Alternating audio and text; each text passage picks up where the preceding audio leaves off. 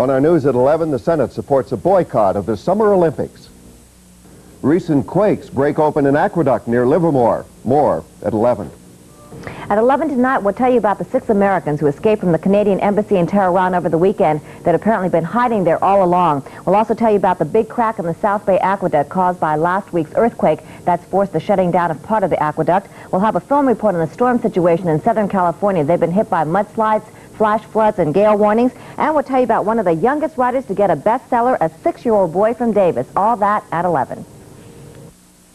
What separates Betty Vasquez from every other weather person? This is the second straight day of rain in the valley, and farmers are deeply concerned about the drying effect of the north wind. Not to mention the skiers who have been waiting for snowfall like this, well, since this summer, which has been one of the hottest on record. She's really into her work. Tomorrow's forecast... And that gives you a better understanding of some very basic elements.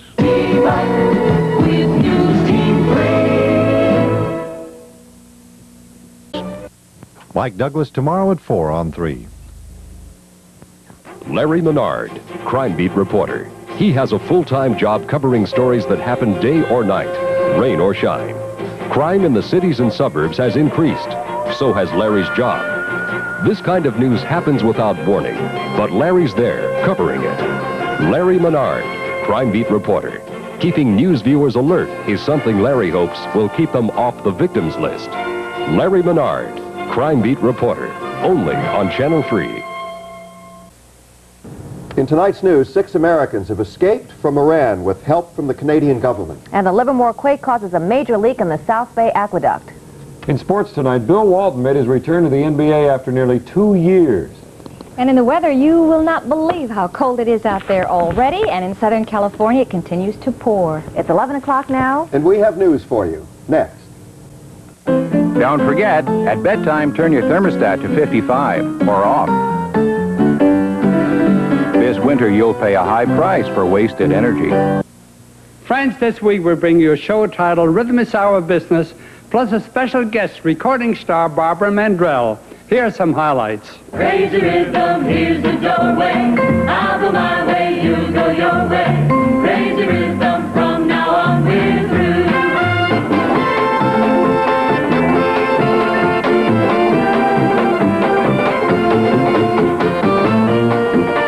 Lawrence Welk, Friday night at 7:30, here on Channel 3. Tonight at 11:30, it's Marilyn Horn joining Johnny, here where the news comes first.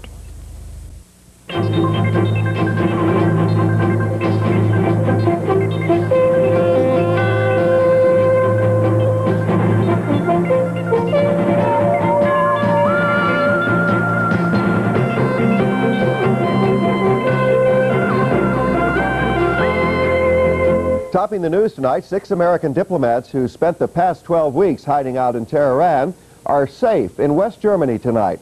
The 6 escaped from Iran over the past weekend with the help of the Canadian government. We have a report now from NBC. Canada's government leaders were immediately informed that 6 Americans had been given refuge in the Canadian embassy shortly after the takeover of the American embassy in Tehran. A reporter for La Presse, a Montreal French-language newspaper, found out about it a few weeks later, but he also sat on the story until today. This morning, Flora MacDonald, Canada's Minister of External Affairs, confirmed the American diplomats and their wives had been protected by Canadians in Tehran all this time and were smuggled out of Iran with false Canadian passports over the weekend. Each day that they stayed there, the danger was becoming greater. We had been looking for a solution to have them leave the country during the past 3 months. This was a time when the country was preoccupied with its own internal elections. There were many things going on in Tehran, and we were therefore able to move with less notice than we might have otherwise.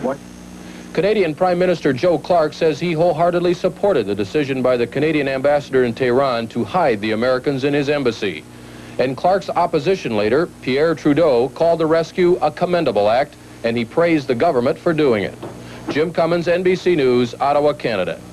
Apparently, the militants still holding the 50 American hostages at the U.S. Embassy in Tehran were furious when they heard about this escape. Meanwhile, there were more signs of friction between militants and the newly elected president of Iran, but the Ayatollah Khomeini, who is still hospitalized tonight because of a heart condition, he made an emotional appeal today to Iranians to support their new president. Leaders of the Muslim world had a message for the United States today. Before concluding an emergency summit in Pakistan, the Islamic foreign minister said they oppose the use of force or economic sanctions against Iran as a means of settling the hostage crisis. But they did condemn Soviet aggression against the people of Afghanistan. Back here at home, the U.S. Senate today overwhelmingly approved a resolution supporting President Carter's call for a boycott of the Summer Olympic Games in Moscow. The resolution is similar to one approved by the House earlier. It calls for the boycott unless the International Olympic Transfers postpones or cancels those games. Meanwhile, officials at the White House are saying the president is not going to attend the opening ceremonies for the Winter Olympics in Lake Placid. Officials say it's because of the continuing crisis in Iran and Afghanistan, not necessarily because of the president's position about the Summer Games in Moscow. Before Christmas, a group of Sacramentans sent about 500 letters to the Iranian government demanding the release of the American hostages. Now, the leader of the letter campaign is saying the Iranian government has written a response. Channel 3's Sue Pearson has details. This was the scene 2 weeks before Christmas at a local apartment complex, a rally and letter-writing campaign demanding the hostages be released. 7 weeks later, Bob Connors and others received letters and leaflets from Iran through its Washington embassy. The information here is mostly critical of U.S. foreign policy, with more than a few slings at the press alleging biased reporting in Iran. Bob Connors says he didn't expect the leaflets or the letter from the Iranian embassy. They're talking about our being the U.S. Not being concerned with what happened there in 1953. And yet they are doing totally immoral things there. Even the things that they're saying we are accused of, they're actually doing now. They're holding hostages. It is against international law. It's even against their own Muslim religion. Quoting from the letter now, the taking of hostages and the threat to try them is a symbolic uncovering of the role the U.S. government has played in Iran. There are references to friendship with the American people, but not the American government. And the letter closes this way, quoting, "The need for the deposed Shah to be brought to justice is the substance of the matter. If the U.S. government were to make a sincere showing of repentance for its foreign policy toward Iran, then the situation would be resolved to everyone's benefit. It is hoped that this matter will be resolved in a peaceful, just, and understandable manner." Signed, in peace, Ali Agha, Charge d'Affaires. Connor says he plans to write back. He says the letter-writing campaign and the response mean at least his voice has been heard. In Sacramento, Sue Pearson for Channel 3 reports. People in the San Diego area were rocked by a small earthquake shortly before noon today. That trembler was centered about 80 miles southeast of San Diego. It registered about 4 on the Richter scale. No one was hurt, no damage reported. Yesterday, 3 smaller quakes hit that same area. Meanwhile, a minor crack in the South Bay Aqueduct caused by Thursday's quake in Livermore, well, that's now turned into a major leak. It's reportedly spilling 25 gallons of water a minute.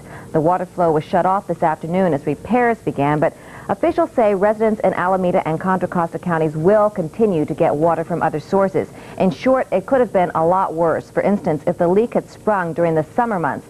Our Bay Area Bureau Chief John Gibson has that side of the story. The Santa Clara Valley Water District serves 1.2 million people, and the district has a vast system of pumping, taking water out of a huge groundwater supply. But that groundwater supply needs to be replenished, and about 40% of the water which is put back underground here is brought in by the South Bay Aqueduct. The aqueduct empties into this reservoir for storage. At this time of the year, the reservoir contains about 33,000 acre-feet of water, which the Water District is drawing off at a rate of about 220 acre-feet a day. So a 2-week shutdown of the aqueduct would use only a tenth of the supply. Water officials are minimizing the impact right now, but readily concede they would be in a much worse position if the shutdown had occurred in July or August, when their water table is down and the reservoir is low. The 2 earthquakes which caused the break in the South Bay Aqueduct were moderate-sized quakes. Larger quakes might be expected, and what this incident really shows is how fragile the California water supply system could be. It might not be over yet. A San Jose geologist with a reputation for predicting earthquake activity is calling for another moderate shake in the next month. In San Jose, I'm John Gibson, Channel 3 reports. A 13-year-long campaign by the fans of W.C. Fields has finally paid off. The man whose cynical wit and whiskey bulb-like nose lit up the films of the 1930s is being honored with a commemorative stamp that went on sale today. The ceremony was held in Los Angeles tonight to honor Fields. It would have been his 100th birthday. His grandson, Ronald Fields, was on hand for tonight's celebration. He, however, expressed some dismay that the Postal Service had not followed through with some of his own suggestions. Said the grandson, "We ought to have the flavor of martinis on the glue on the stamps."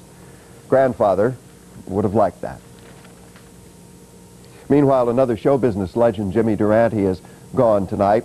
He died today in Santa Monica of a lung ailment. He would have been 87 on February the 10th. We have a report now from NBC's Heidi Schulman. Roy, hit it! In the early days, Jimmy Durante played honky-tonk piano on Coney Island. Then he teamed up with Lou Clayton and Eddie Jackson. Their vaudeville routine played the speakeasies of the 20s, broke records at the Palace. They were called the Three Musketeers of Broadway. Now I know darn well I can do without Broadway, but can Broadway do without me? Durante left Broadway for Hollywood and the movies, later radio and television, where Americans got a good look at the old schnozola. I'm here to tell you that you'll be a go-getter. All right, cameraman, I'm ready for the effect.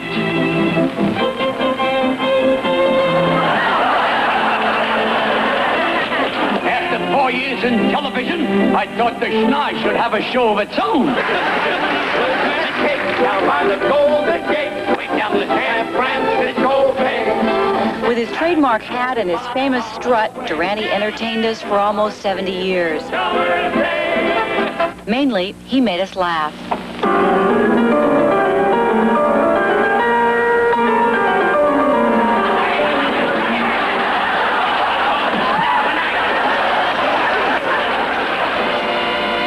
Now who will be with you when I'm far away, when I'm far away from you?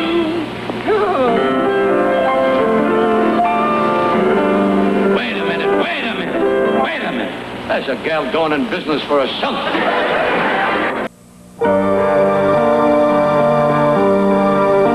The life of John the Baptist is well chronicled, but once beheaded, what happened to his remains? New controversial evidence leads us to a remote monastery far out in the Egyptian desert. I'm Leonard Nimoy. Join me for an exclusive discovery in search of John the Baptist. Thursday night at 7:30 here on Channel 3.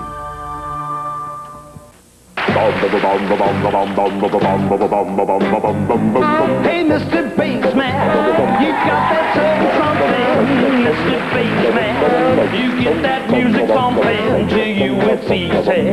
Well, you go 1, 2, 3, ba-ba-ba-ba. You mean ba-ba-ba-ba-ba-ba-ba-ba. Yeah, Mr. Bassman, you're on all the songs. Tomorrow night at 7:30 here on Channel 3. Hey, Mr. Bass.